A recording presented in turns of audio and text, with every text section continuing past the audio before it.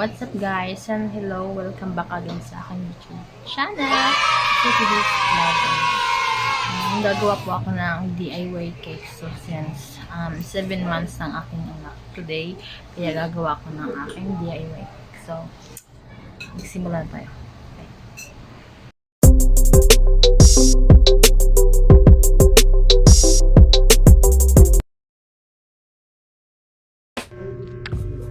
So, yan guys. Ito yung gagamitin ko.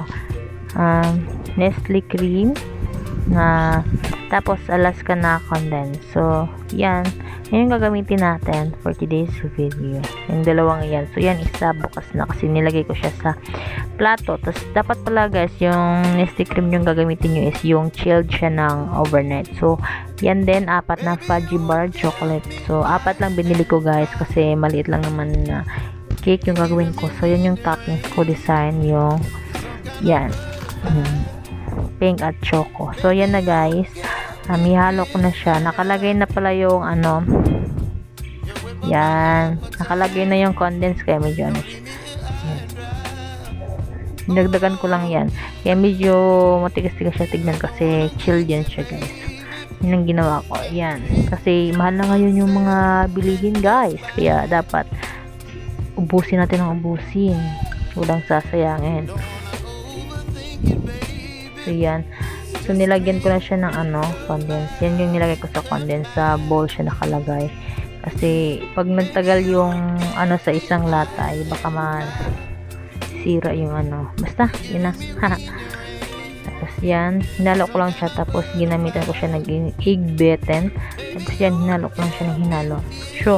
So, masyado siyang nakakangalay guys pagka medyo nagtagal. So dapat halo-haloin lang yun siya guys, ganyan. Kasi wala tayong electric mixer, so mano-mano tayo ngayon. So yan ang gagawin. Paghaluin lang ng paghaluin. Yan.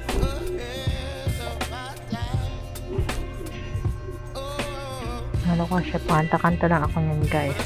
Binaba ko na nga yan guys kasi masyadong nakakangalay, tsaka masyadong mataas yung lamesa.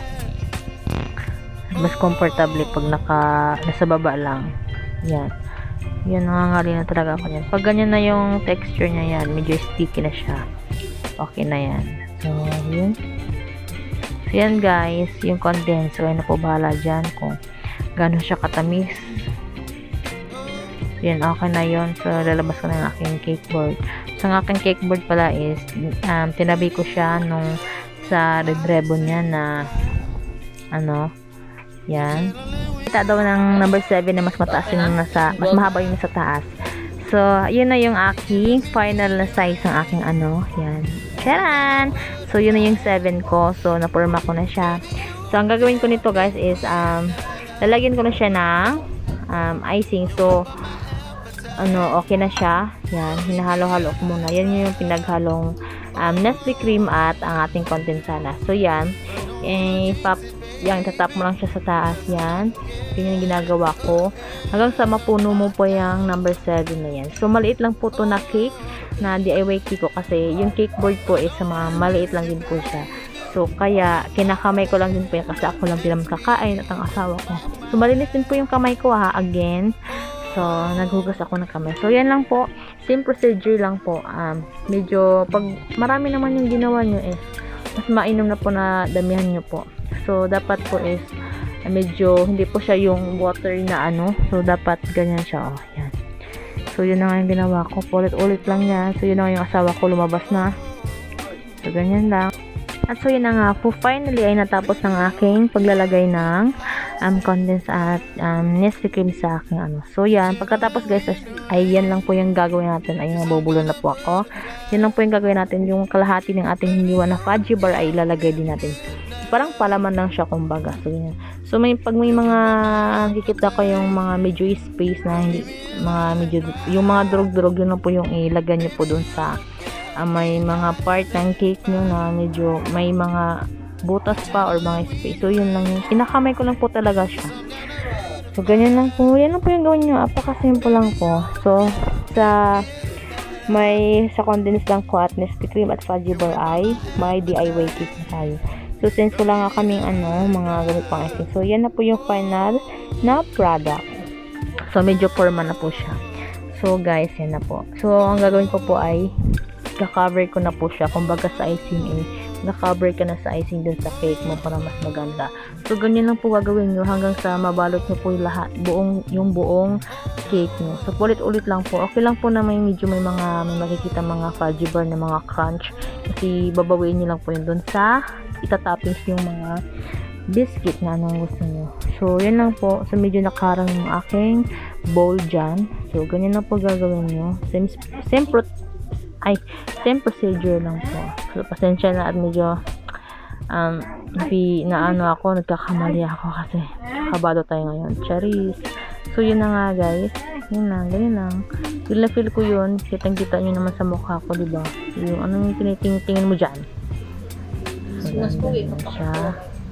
So, at this point guys, hindi ko na nakayanan kaya tumayo na ako para nakita ko po yung mga nasa taas na part kung okay na ba. Kung na-cover na po ba ang lahat. So, yan. Feel ko po talaga siya. Kasi mas maganda yung mas malinis yung gawa natin. Kasi, diba, kahit hindi yan icing talaga, diba, maganda pa rin tingnan yung cake natin. Presentable. Lalong-lalo na sa mga selfie, ganun. So, yan lang siya. Ramdam. Feel ko yung pag-icing ko dyan. Pagko-coating ko, kumbaga, ganun. So, yan lang po guys. May mga sobra-sobra kayo. Ganyan yung gawin nyo. Diba? So, yun na nga siya. Medyo okay na siya, diba? So, yan. Nakikita nyo. Hindi pa siya perfect kasi hindi pa natatapos. Hindi ko pa siya pinupuna sa sigilid-gilid. So, yan na po yung nilagay kong toppings. So, ang gamit ko po ay nakalimutan na may pangalan niya. So, yan yung i-design ko. Chocolate pink kasi para lumitaw yung kulay ng pink dun sa white. So, ayun guys, okay na po nga siya. Nilagay ko na yung chocolate sa top. Tapos yung okay na siya. So, yun na yung forma ng ating number 7 na DIY cake. So, yun lang, napaka-easy lang. Hindi siya masyadong kita sis. So, yun, I-peel it. So, yan na po siya. Habang naglalagay po ako yan, kumakain din pa ako. Sumasideline din. So, yan. Pinapagod po kasi dyan asawa ko. Kaya ganyan siya. So, yun na nga. Tcharan! Ito ng ating finished product. So, yan. Okay na po siya. Kailangan pa natin gagawin ito is ilalagyan natin siya sa ref para tumigas at syempre, pupunasan din natin yung gilid-gilid. So, thank you for watching guys. Keep safe.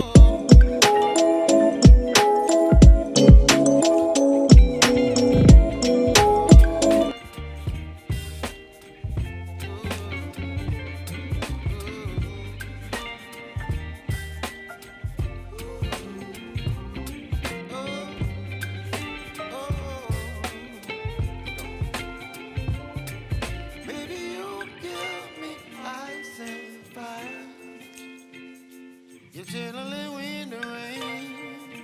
You're some kind of butterfly. Baby, you give me midnight. You whip up my appetite. Don't leave me here high and dry. Baby, you give me ice and fire. You're channeling wind and rain. You're some kind of butterfly. Baby, you give me midnight.